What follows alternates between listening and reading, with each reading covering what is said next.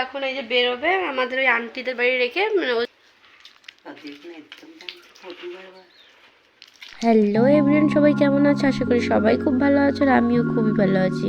তো মিহু ব্লগে তোমাদের সবাইকে অনেক ওয়েলকাম, অনেক অনেক ভালোবাসা। তো আজকে দিনটা শুরু হচ্ছে রান্নাঘর থেকে, কারণ আজকে তোমাদের দাদাভাই যাবে ডক্টরের কাছে। তো সকালবেলা আর দুপুরের রান্নাটা আমি একবারেই করব।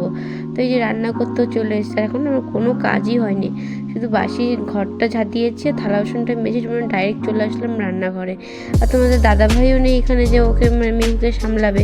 তো এখন রান্না করবো হচ্ছে এই যে হেলেঞ্চা আর বেগুন আর আলু দিয়ে একটা শুক্তো মতো করব। আর এই যে আলু দেখতে পাচ্ছ, আলু দিয়ে মাছের ঝোল করব। এই যে আমার মাছ ভাজা সবও হয়ে গেছে। আর কি বলতো, তোমাদের দাদাভাই না আমাকে বলছে তুমি তাড়াতাড়ি কাজটা করে ফেলো, আমাকে আর মেহুকে আন্টি বাড়ি রেখে ও চলে যাবে। আমি বাড়িতে একা থাকবো, কখন কি দরকার পড়ে, আর মেহুকে সবসময় সামলাতে তো আমি পারি না। এর জন্য বললো যে তোমাকে আন্টি বাড়ি রেখে আসবো। আর এই দেখো, এই দেখে আমি আলুও সব ভেজে নিচ্ছি, আর সেই ওই তেলেই সব আলুগুলো আমি দিয়ে দেবো। আর রান্না করতে করতে না মেহু ও কতক্ষণ বা না খেয়ে থাকবে বলো, ও না একটু কান্না করছিল। আর এই যে মশলা দিয়েছি জিরে, সর্ষে আর হচ্ছে আদা বাটা, আর শুকনো লঙ্কার গুঁড়োটাই দেবো, আর টমেটো আর পেঁয়াজ এটাই দেবো। ওই সে মশলা এটাই করব, আর বেশি কিছু মশলা করিনি। আর শস্য বাটা না বেশি মশলা যায়ও না।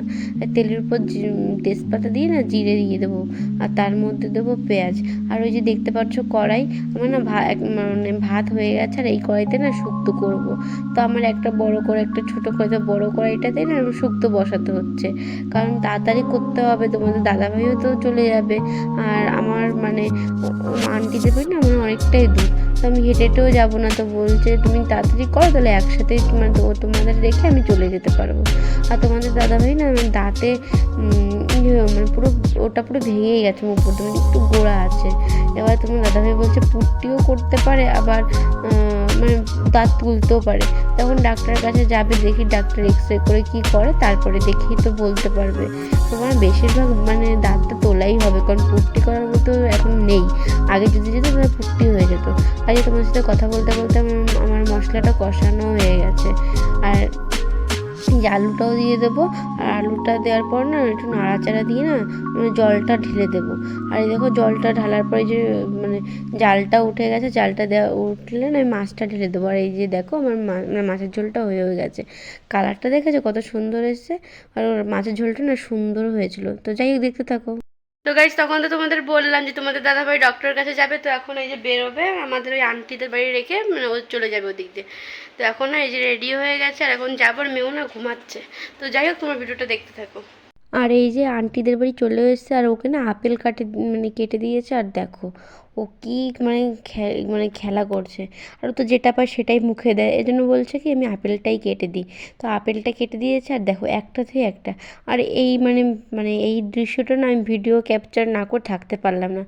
আমার এই তো মনে আছে, এই কদিন আগে আমার মেহু হলো, আর দেখো আস্তে আস্তে কত বড় হয়ে যাচ্ছে। সত্যি বাচ্চা হতে না হতে কত বড় হয়ে যায় বলো।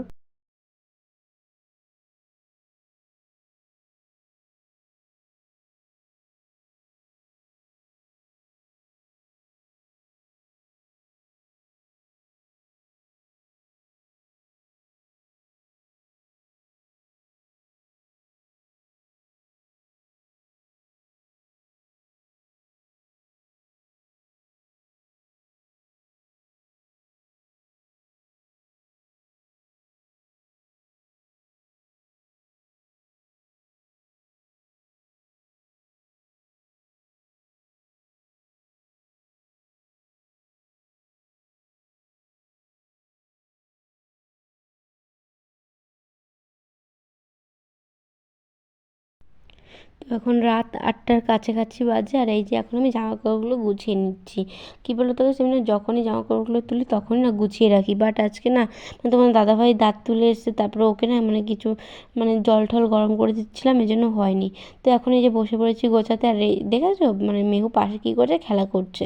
ও না এখন এত খেলা শিখেছে, ও না কারোর কোলে থাকতেই চায় না। ও কী করবে, নিচে শুয়ে শুয়ে একা একা খেলবে।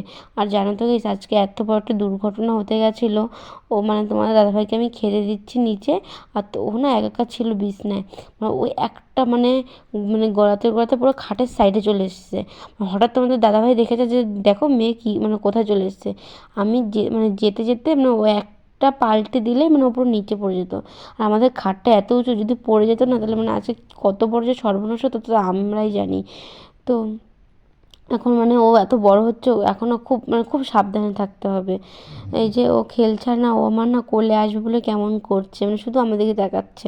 তো আমরা এরকম করলে কোলে না নিয়ে থাকা যায় বলো? তো এই যে আমি একটু কোলেও নিয়ে নিলাম। আর কি বলো তো মানে জানি না কার কেমন হয়, কিন্তু মানে ওকে কোলে নিলে আমার একটা অনুভূতি হয়, হয়তো প্রত্যেক মানে যারা নতুন মা হয়েছে সবারই হয়। মানে নতুন মা বলতে কি সব মায়েদেরই না এরকম হয়। আর ওকে কোলে নিলে না মানে একটা মানে অনুভূতি মানে কেমন একটা হয়, মনে হয় কি সবসময় ওকে বুকের মধ্যে জড়িয়ে রাখি। আর ও না মানে আমার কাছে থাকতে না খুব ভালোবাসে। আর এই যে দেখতে পাচ্ছ যে তোমার দাদাভাই শুয়ে আছে। তো যাই হোক, ভিডিওটা ভালো লাগলে লাইক কমেন্ট শেয়ার করে দিও, সাবস্ক্রাইব করে দিও। তো কালকে নতুন একটা ভিডিও নিয়ে তোমাদের সাথে দেখা হচ্ছে। তো সুস্থ থেকো, ভালো থেকো, গুড নাইট, বাই বাই।